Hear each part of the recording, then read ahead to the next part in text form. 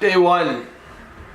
So, today is just gonna be the first day, and I'm gonna do one of my 24-hour intermittent fasting days. So yeah, what I like to do, whether or not I'm doing a 24-hour fast or not, is I pretty much always start the day off the exact same way, and that is with some coffee.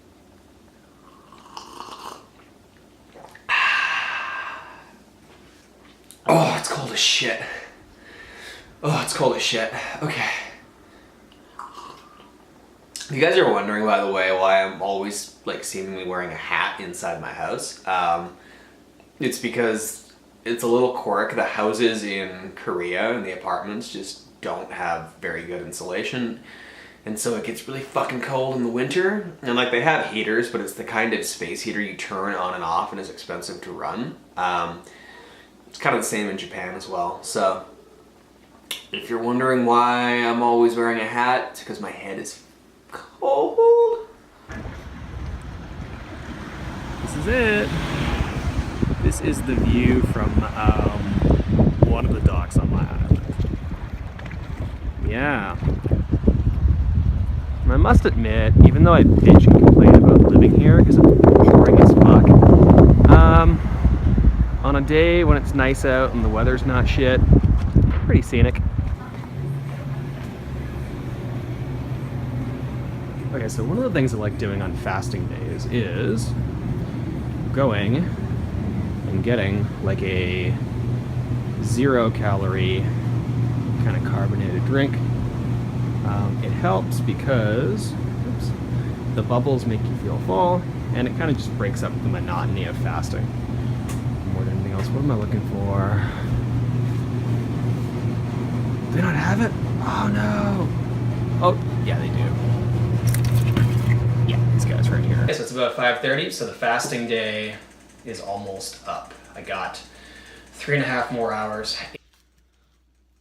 Okay, so that wraps it up. That is the first day of the 60-day transformation down. The fasting part of it anyway. So it's a little bit after 9 o'clock right now. So I'm gonna break the fast. I'm gonna have some dinner and making up some pasta. So one of the things I kind of wanted to talk about on this channel for a bit, and it relates to like diet and fitness, but also just like life in general, is the importance of cooking and just like being able to cook as a basic life skill. Like from a diet perspective, it's obvious, right? Like, you know, especially if you live in North America, you don't want to be eating all your meals out because it's just horrible, and like A, it's hard to keep track of your macros, B, there's just so many calories in there. But then, like, just from, like, a life perspective, it's important. Like, especially as a guy. Like, as a guy, if you can't... Like, you don't have to be an amazing chef or anything, but, like, if you can't, like, sort of work... If you can't work a frying pan, like, if you don't know how to use this, then... It's like something's wrong. Something is wrong. It's just kind of one of those basic skills you should have. Like, I remember when I was working in Japan, I was working in this school, and one of the other male teachers, he was like my age, he quite literally could not make a cup of instant ramen. Like, I'm not kidding, he couldn't, he was that useless that he couldn't do that. It was pretty shocking. So yeah, learn to cook. The way that I kind of figured it out, I mean, like, cooking's not that hard. Like, my friend used to say, like, cooking pretty much entails putting food on something hot and then watching it. Like, that's basically all it is. But, like, yeah, the way that I kind of learned was when I was in university, I was an idiot. And I bought this car, this really nice Grand Am that was way too expensive for me. It was like $10,000, and I had to borrow the money from my parents to do it. And so, like, I desperately it was a bad decision. Like I should have bought, number one, it was a Grand Am, so it was an American car, so it kept breaking down, so I had to pay for that.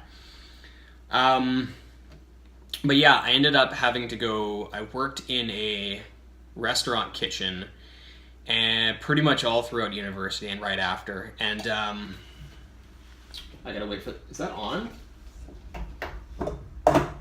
Yeah, it is on. Okay. Yeah, and so I pretty much worked in this kitchen all throughout university, and I was a pretty mediocre chef because, like, when you work in a kitchen, it's the whole skill is not so much being able to cook one meal; it's being able to cook like 12 meals at the same time, adequately, basically. And so it really kind of depends on your like organizational skills, which I was lacking. But yeah, it taught me how to cook. So, very long-winded. I guess what I'm trying to say is that if you can't cook, you should learn to cook. One of the other reasons you should like actually learn to cook is that, aside from the obvious like diet benefits, it'll save you money. Especially if you live in North America. Like where I am now in Korea, I probably could eat out most of my meals and like I wouldn't spend that much more money. But like if you're living in North America, you don't eat all your meals out. Like I remember my roommate in college one time, he sat down and he totaled it up and he came up with like he was spending $30 a day on food, which is preposterous just because he was eating all his meals out. So yeah. Alright, and this is pretty much the last thing I'm going to eat today. This is my dessert. It's a pancake with some butter and maple syrup. It's about 600 calories or so.